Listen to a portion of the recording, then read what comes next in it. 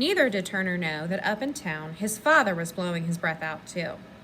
He got home in good time, and since he wasn't wearing his white shirt, the dirt showed no more than it should. He had run all the way and, truth to tell, skipped some as well, though he had stopped when he came to Parker Head to become the minister's son again, stared at from every parlor window. He had walked quietly and calmly, with only a skip now and then when he couldn't help himself. He figured he was smiling like a loon, but probably no one would fuss too much about that. Probably. The late afternoon was colder as he drew closer to home. The clouds had mottled and high winds had started to shred their undersides. He wondered how Lizzie and her granddaddy got along on the island come winter. Wondered if the new meadows might ice over so that he could walk out there. Wondered if Lizzie ever came into town. He figured she didn't, or at least not much.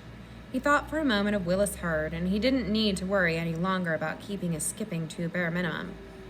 He didn't need to worry about it at all when he got home. He opened the front door and thought he had walked into a prayer meeting. The parlor was stuffed with his father, Deacon Hurd, Sheriff Elwell, Mr. Stonecrop, and any other rich man who owned a house up Phippsburg's Quality Ridge. The furniture seemed too small for them, the room seemed too small for them, and they scented the air with old cigars, starch, and sweat.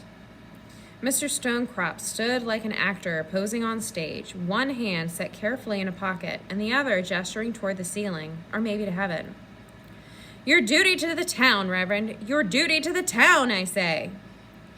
Even though Turner tried to close the door slowly and quietly, it shrieked out his presence like a guilty accomplice, and they all turned to look at him.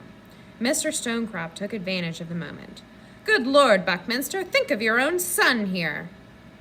He gestured toward Turner, then drew the eye of his audience back. "This town is on the brink of economic collapse. Shipyards folding, one and then another.